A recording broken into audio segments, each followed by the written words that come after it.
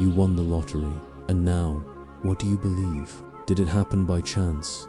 A random collision of atoms in a cold, indifferent universe that momentarily favored you? Or did it happen because of consciousness, because of a power within you so profound, so absolute, that it orchestrates the very fabric of reality? Let me tell you a fundamental truth, a truth that, once fully embraced, will dismantle the prison of circumstance you have unknowingly lived in. There is no such thing as luck. There is no such thing as chance. There is only law, immutable and unfailing. And you, beloved, are its master. You did not win by a random draw, a chaotic dance of numbered balls and fleeting probabilities. You won because at some point, somewhere in the unplumbed depths of your being, you dared to believe you already had it. You dared to feel the reality of your wish fulfilled before any external evidence gave you permission to do so. Therefore, the question you must now ask yourself is not how it happened. To concern yourself with the how is to abdicate your throne and become a mere spectator. The means by which the world rearranges itself to objectify your assumption belongs to the domain of the law, a process as natural and mysterious as the growth of a seed in the earth. Your work is done before the seed is even planted. The real, the most penetrating and life-altering question is this: what will you assume now? What will you dare to claim as true for yourself, now that you have received irrefutable proof, perhaps without even realizing it, that you are the sole operant power in your own life? Let's explore this truth together, for your victory was not the finish line of a race. It was the firing of the starting pistol for your awakening into who you truly are. You did not win because of the numbers on a ticket or a fortunate alignment of the stars. You won because something within you moved. Something in your consciousness, that formless awareness that is your true self, accepted the idea of wealth not as a distant, hopeful dream, but as a present, palpable truth. It became a consummated fact in a reality far more profound and fundamental than the world of shadows we call physical life. Before a single digit changed in your bank account, a monumental shift had already occurred within you. That shift was not accidental. It was a deliberate act of creation. Even if you were not fully aware of its magnitude at the time, you may have played the game like everyone else, buying the ticket, perhaps with a mind clouded by doubt, but a heart that held a spark of hope. But you were not like everyone else. There was a moment, perhaps fleeting, perhaps in a daydream while staring out a window, or in that drowsy liminal state just before sleep, but it was real, where you gave yourself permission to feel what it would be like to win. You allowed yourself to be completely immersed in the emotion of victory. You may have imagined holding the winning ticket, your heart racing not with the shock of surprise, but with the thrill of confirmation. You may have seen in your mind's eye the bank statement, the numbers so vast they seemed unreal, and yet you smiled with a sense of naturalness. You may have heard the words, "You have won," echoing in your mind, not as a hopeful plea, but as a celestial choir, confirming what you already knew. That, my friend, was not fantasy. It was not an idle thought to pass the time. It was the cause. It was the primal, spiritual act of creation. The world you see, the world of concrete facts and hard circumstances, is nothing more than a mirror, reflecting back what you have already dared to see and feel in your imagination. The money that arrived in your hands was merely the echo of a vibration you first emitted in the silence of your own mind. It is absolutely crucial that you understand this principle if you are to fully grasp your power. The outer world did not change first and then change you. It responded. It answered a command given in silence, in imagination, in a sustained assumption. You were not chosen by chance. You were chosen by your own consciousness. You were both the chooser and the chosen. The victory was not random. It was the result of a perfect, divine alignment. That moment when you dared to believe, however lightly, that it was possible, that it was for youth that was the seed. And your imagination is not a barren field for idle thoughts. It is the very womb of creation, the spiritual workshop where all things are first forged in the fires of feeling before they are cast into the world of form. When you felt the reality of your wish fulfilled, even without a shred of physical proof. You set into motion the entire, magnificent machinery of manifestation. The instant that feeling was accepted as true within, the world began to bend, shift, and rearrange itself to mirror this new reality you had claimed. Think back, go back to the time before the win. How often did you allow yourself to dwell in that feeling? Did you visualize the bank account with the new digits? Did you feel the profound relief, the exhilarating celebration, the sudden and complete shift in identity from one who hopes to one who has? Even if it was done playfully, it was immensely powerful, because the universe does not respond to external facts. It responds only to your internal reality. Facts are the shadow, feeling is the substance, and the feeling of the wish fulfilled is the creative force that authored your outcome. You stepped into a new version of yourself, not by effort, struggle, or convincing others, but by a simple, quiet assumption. You only needed to occupy that state long enough for it to feel natural. Once it felt normal to think of yourself as wealthy, the world simply complied. If you are here, listening to these words, it is not by accident. It is because a part of you knows there is more to this experience than you have been told. You feel that this victory was not an endpoint, but a portal to understanding that you are the cause, the creative center of your experience. You are not a pawn in a cosmic game. You are the player, moving the pieces on the chessboard of your own mind. This is why you must care about every word that follows. This is not just about money or winning more prizes. This is about reclaiming your divine heritage. It is about understanding that the power that created this fortune is the same power that can create perfect health, deep love, profound purpose, and unshakable inner peace. The lottery win was just the universe whispering in your ear, "See what you can do." Now, what do you really want to create? But herein lies a riddle that has confounded many. If the power that brought the wealth resides within you, why do so many who win end up losing everything, returning to the very state from which they came? The answer to that question is the key not only to keeping what you have, but to expanding it infinitely. And we will unlock that key together. Have you ever had an experience in your life, big or small, that upon looking back, you realize you rehearsed it in your imagination before it became a physical reality? Share your story in the comments to truly understand why victory arrived at your doorstep, and more importantly, how to consciously replicate that success in any and every area of your life. We must dissect the mechanism that operates behind the curtain of physical reality. This mechanism is the power of assumption fused with feeling. Your lottery win, as we have established, was not caused by the physical ticket. The ticket was merely the socially accepted conduit, a series of events the world of Caesar used to deliver what was already yours by divine right. The true, singular cause was the inner act of assuming the feeling of the wish fulfilled. Let us place this phrase under a microscope, for it holds the master key to all creation. To assume the feeling, this is not to wish very hard, or to engage in what is commonly called positive thinking. A wish, by its very nature, is a declaration of lack. When you wish for something, you are occupying the state of not having it, and the universe, which is a perfect and impersonal mirror of your consciousness, will faithfully continue to reflect back to you the state of not having.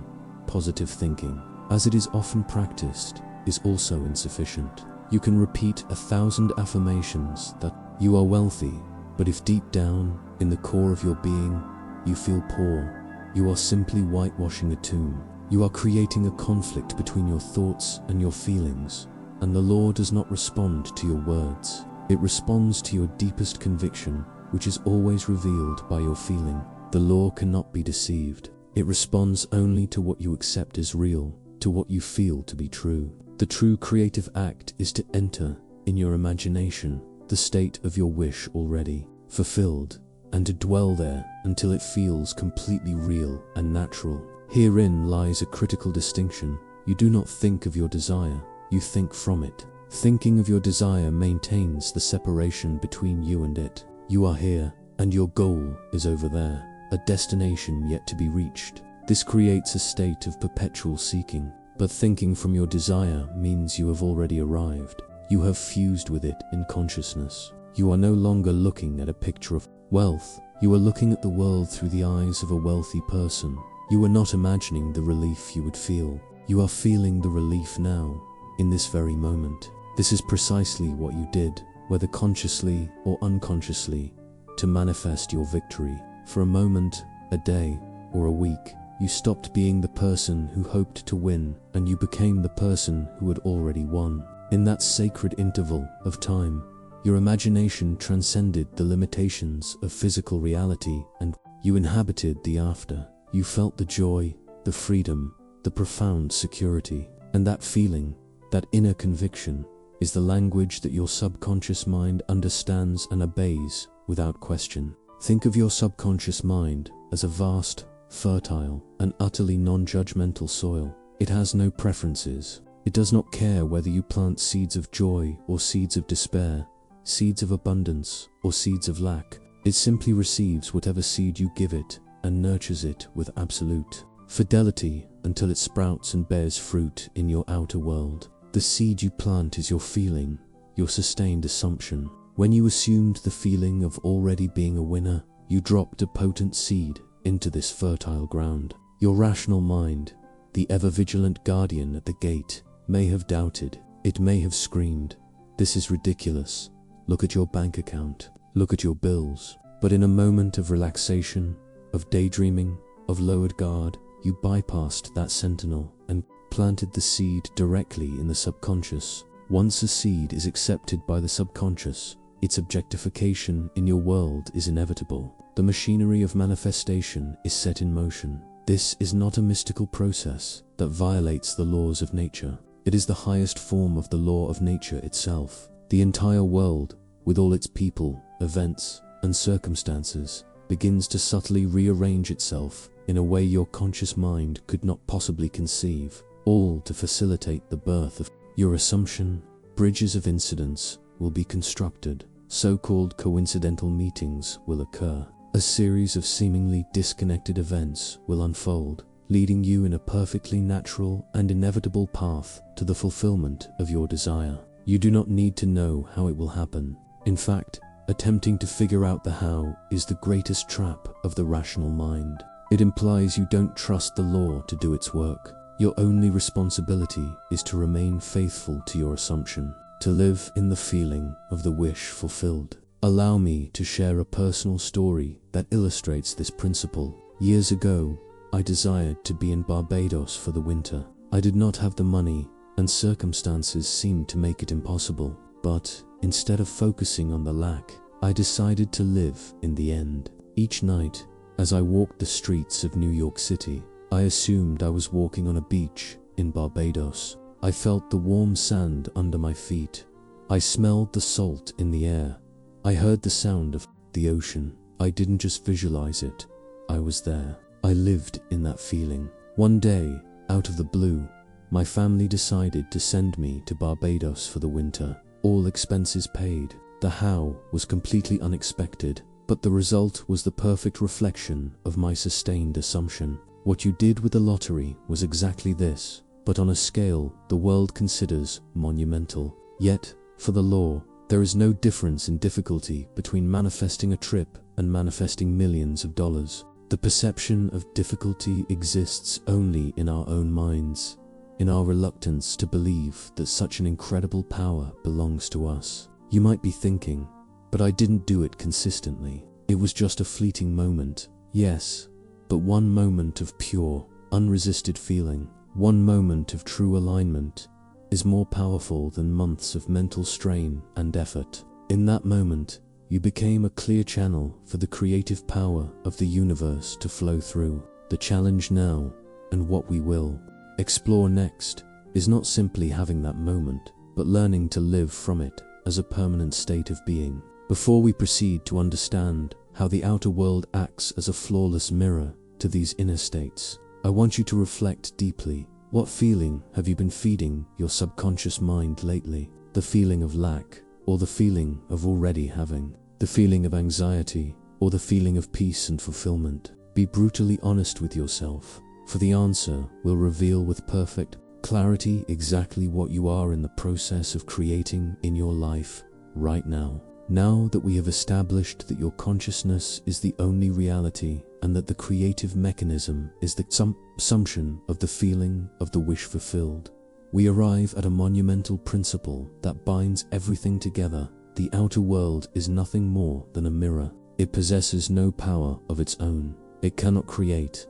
it can only respond. It reflects, with an unerring and almost terrifying accuracy, everything that you accept is true in the inner world of your consciousness. Look at your lottery win. The money, the physical ticket, the televised announcement, all of it was the reflection in the glass. The real image, the singular cause, was the state of consciousness you inhabited, even if only for a brief, glorious moment. The vast majority of humanity lives life backward. They stand before the mirror of their circumstances and they despise what they see. They see lack, they see illness, they see loneliness, they see conflict, and then they dedicate their entire lives to trying to change the reflection. They struggle with the circumstances, they fight against the facts, they try to force things to happen, manipulating the shadows on the wall. But this is an utterly futile and exhausting effort. It is like trying to change your appearance by frantically combing your reflection in the mirror. No matter how much you struggle, the reflection cannot change itself. It can only show you a different image if you, the one standing before the mirror, change first. Your physical reality, everything you can see, touch, taste, and hear, is this reflection. Your financial status, the health of your body, the quality of your relationships, they are all echoes of commands given internally, in imagination and feeling. When you truly grasp this, you cease to be a victim of the world and you become its silent, invisible master. You realize you do not need to wait for the world to give you permission to be wealthy, happy, or healthy. You must first assume the state of being what you desire, and then the mirror of the physical world will have no choice but to contort itself to reflect this new, dominant inner image. Here, however, lies the critical juncture where many stumble and fall. There is an interval of time, a delay in the reflection. The physical world is a world of time and space. It is denser and moves more slowly than your imagination. When you radically change your consciousness, the reflection in the mirror may not change instantaneously. There will be a gestation period, a divine interval where you must persist in your new assumption. Even though the outer world is still belligerently showing you the old reflection, this is where your faith is truly tested. And faith, in this context, is not a blind belief in an external deity. Faith is loyalty to your unseen reality, loyalty to your imaginal act in the face of all sensory evidence to the contrary.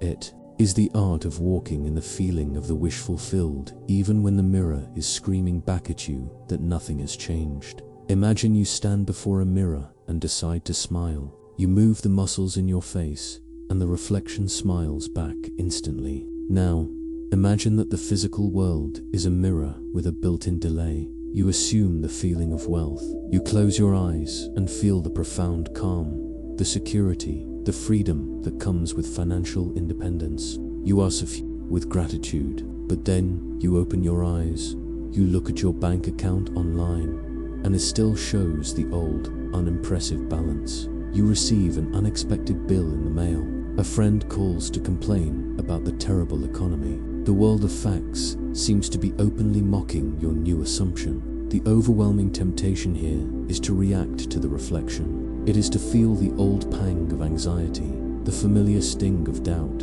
and to conclude it didn't work. It was just a fantasy. The very moment you do that, you have abandoned your new state. You have become the old person again, and the faithful mirror instantly reflects this decision by keeping you trapped in the old cycle of lack and limitation. Then, what does the master do? The master ignores the temporary reflection. He knows it is merely the shadow of the past, the residue of a former state of consciousness. He closes his physical eyes to the world of the senses and opens his inner eye to the reality of his imagination. He refuses to accept the evidence of his senses as the final verdict. He persists in his new feeling, knowing with unshakable conviction that the mirror must, by law, catch up. He walks as if he is already wealthy, not with arrogance, but with a quiet, inner confidence that needs no external validation. And, inevitably, the reflection begins to shift. Small things at first: finding money on the street, receiving an unexpected discount, then larger things, until his entire outer reality has perfectly conformed to the image he holds steadfastly within his consciousness. Your lottery win was a moment where you held that wealthy image without wavering. Now, the true test of mastery is to make this a constant practice. It is learning to live in your new state of wealth, regardless of market fluctuations, the opinions of others, or the fears your old mind may project. You must treat your inner state of consciousness as more real than the facts of the world, because, in truth, it is facts are merely the delayed reflection of your past consciousness. Your present consciousness is the cause of your future reality. If you have found this insight about the world as a mirror valuable, if it has resonated with a truth you have always intuitively sensed, then like this video as an act of personal recognition. It is a signal to yourself and to the universe that you are ready to stop fighting the reflection and start shaping your reality from within. What we will explore next is the greatest challenge of all: how to sustain this new state when the entire world seems to conspire to pull you back into your old identity. This is the difference between a one-time manifestation and a life of conscious creation. Let us now descend into the very heart of creation, into the engine room of reality, where the blueprints of your life are drawn and the power that projects them is generated. This engine, which drives the reflection in the mirror of the world, is your own wonderful human imagination. To the vast majority of mankind, conditioned by a world that worships the seen over the unseen, imagination is relegated to the realm of fantasy. It is considered a frivolous pastime for children, an idle escape for dreamers, a departure from the real world. But this, my friends, is the most profound and tragic misunderstanding of all. Your imagination is not an escape from reality. It is the portal to the only reality that exists. Imagination is not fantasy. It is the creative act itself, God in action within you. It is, as Neville Goddard called it, the spiritual workshop where all things are first given form and life before they are ever made visible on the stage of the world. What you call physical reality is merely the finished product that emerges from this divine workshop. The act of visualizing, of constructing a mental scene, of feeling and living in a desired outcome is not the preparation for the work. It is the real and only work. Everything that follows the so-called coincidental meetings, the lucky breaks and opportunities that seem to appear out of nowhere, the winning lottery ticket materializing in your hand, simply the natural, automatic, and often startlingly swift unfolding of that initial, completed imaginative act. The harvest does not create itself. It is the inevitable result of a seed that was planted and nurtured in the unseen. Think back to the process that led to your win. You did not just passively think, I would like to win the lottery. For a moment, you stepped out of time and lived the imaginative act of having already won. You became a writer, director, and the sole actor in a one-act play performed in the theater of your mind. With the theme of victory is mine, you felt the texture of the winning ticket in your hand. But in your imagination, it was no longer a flimsy piece of paper representing a faint hope. It was a sacred artifact, the undeniable proof of a finished event. You rehearsed the conversations in your mind, telling a loved one the incredible news. You saw the look of joyous disbelief on their face. You heard their exclamations. You felt their congratulatory embrace. You felt the seismic wave of relief, freedom, and profound gratitude wash over your entire being. In that moment, within your imagination, the win was not a future possibility. It was a present, vibrant, sensory fact. And the law of consciousness, which is as immutable as the law of gravity, decreed that whatever is accepted as truth in imagination must objectify itself as fact in the outer world.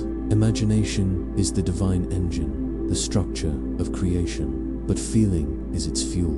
An imaginative act devoid of feeling is like a magnificent engine without a drop of gasoline. It is a cold, powerless machine that goes nowhere. But when you infuse your imaginative scene with the feeling of the wish fulfilled, the engine roars to life, vibrating with a power that shakes the foundations of your current reality. That is why feeling the reality of your wish is the ultimate key. The subconscious mind, the womb of creation, is not moved by cold, hard thoughts or repetitive words. It is moved only by feeling. It accepts as true that which you feel to be true. It is absolutely critical to understand that this engine is always running. You cannot turn it off, not even for a second. Every moment of your day, you are imagining your internal conversations, your silent arguments with others, your worries about the future, your nostalgic revisitations of the past. These are all potent, imaginative acts, continuously creating the fabric of your tomorrow. The only question, the most important question you will ever ask yourself is this: are you operating this incredible power consciously, or are you allowing it to run on autopilot, creating by default, mindlessly fed by your fears, your doubts,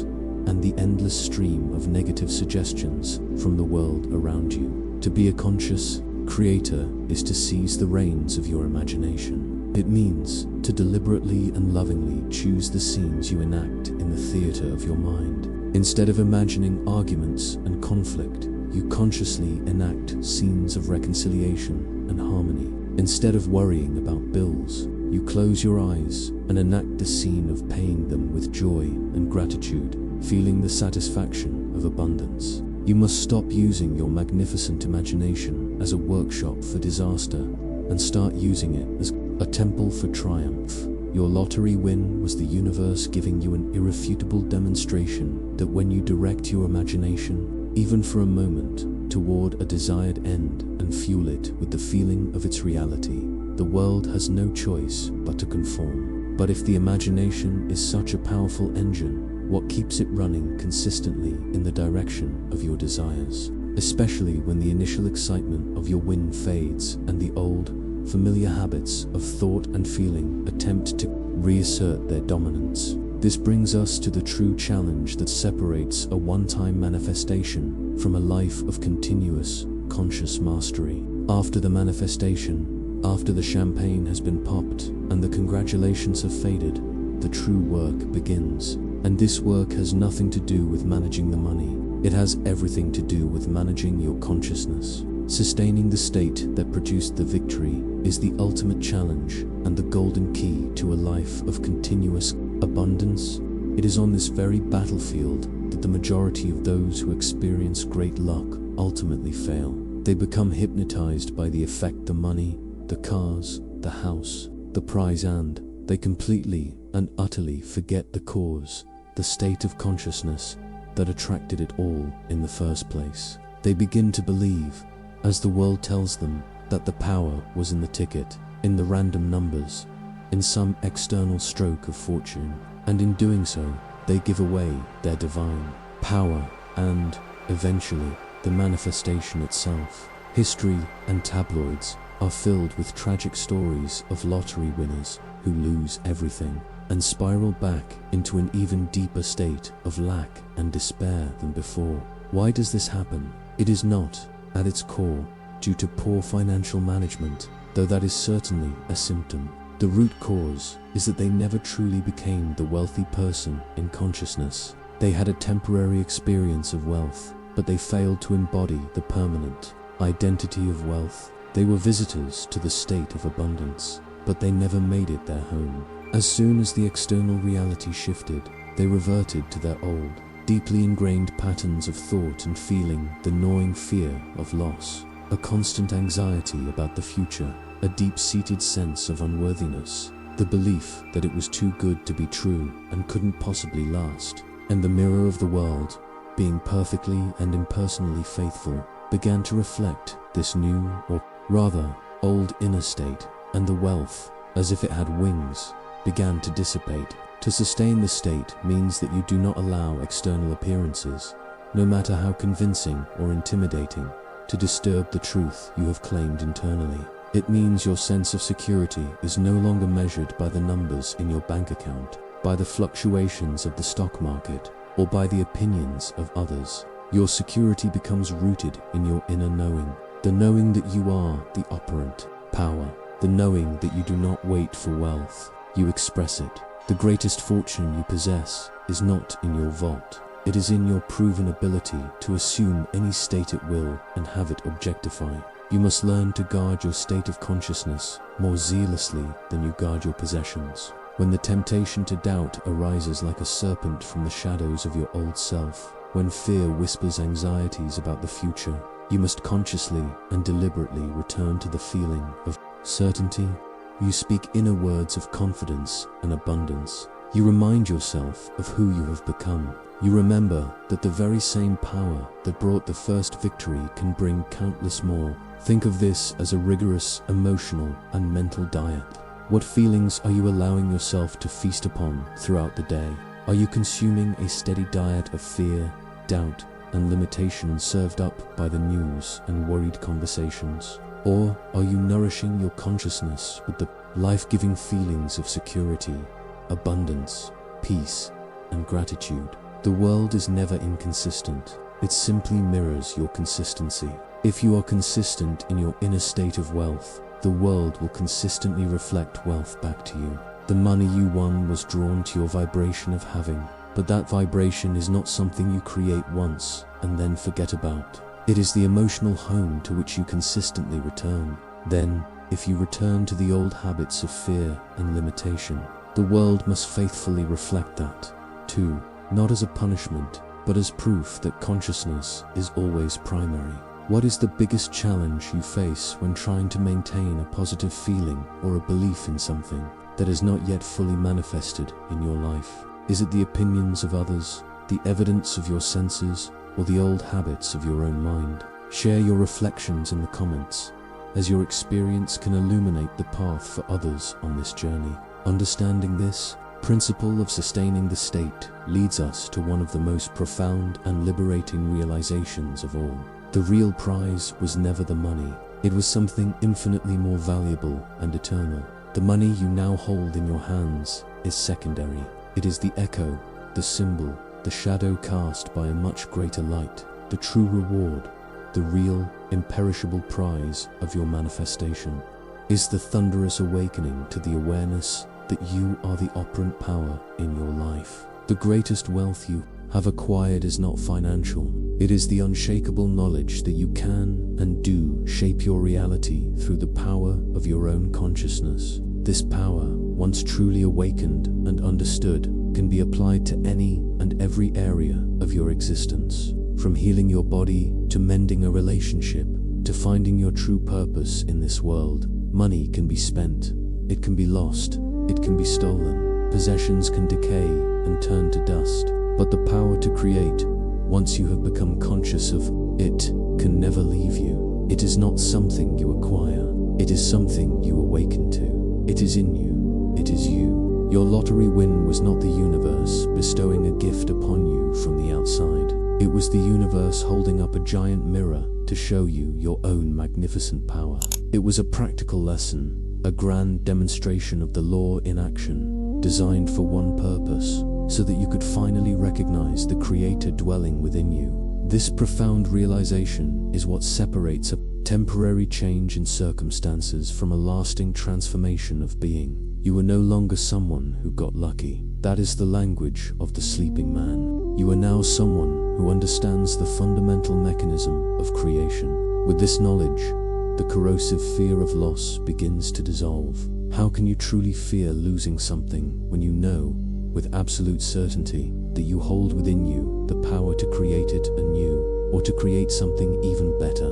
The source of your abundance was never in the lottery, the stock market, or your job. The source was, is, and always will be within you. If, by some turn of events, all the money were to vanish tomorrow, but you retained the consciousness that produced it, you would simply recreate it, and the next time, it would be easier and faster, because now you would not be merely hoping the law works. You would know it works from your own experience. This confidence is not arrogance. It is a humble and powerful alignment with the truth of your own being. You know that you are the operant power, and in that knowing, you rise above the world of circumstances and conditions. So, the great question that life now poses to you is this: what will you do with this awakened awareness? Now that you have proven the law to yourself in the most dramatic fashion, how will you expand your vision? Will you use this divine power merely for further material gain?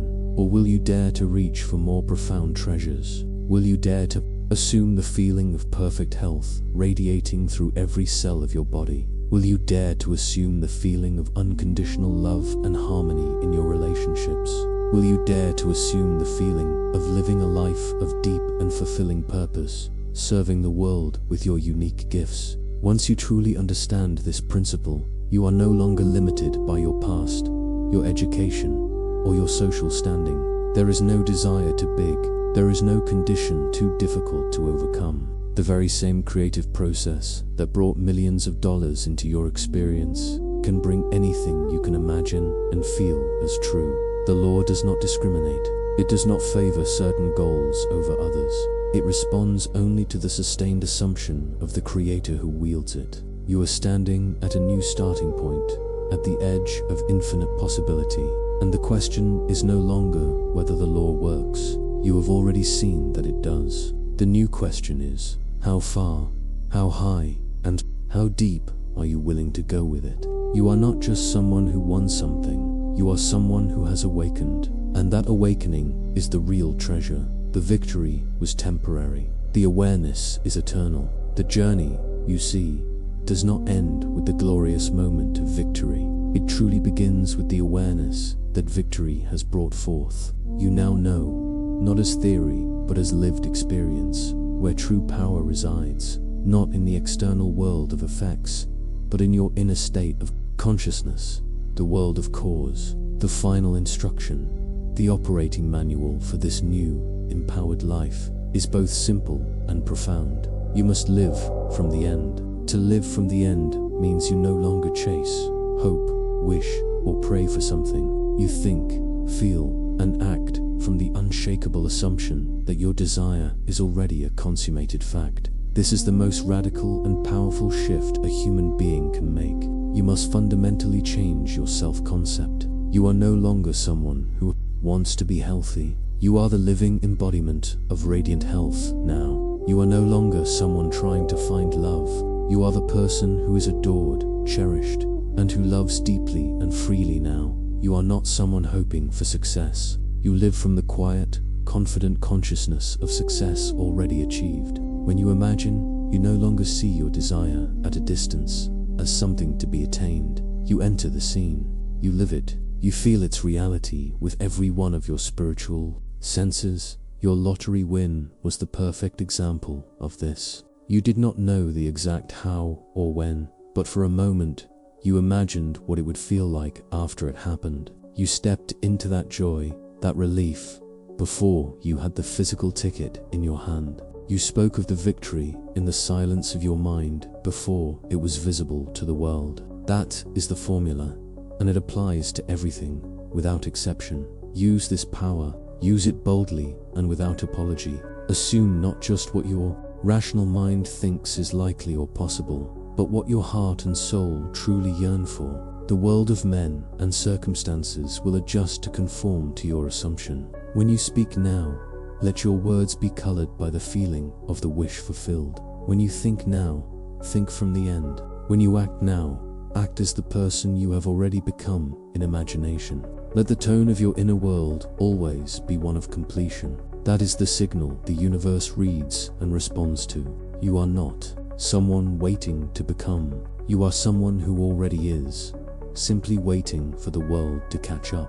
And as that assumption grows deep roots in your subconscious mind, the world around you will reflect it more and more clearly. Your new creations will not feel like struggles. They will feel like natural, effortless extensions of who you are now being.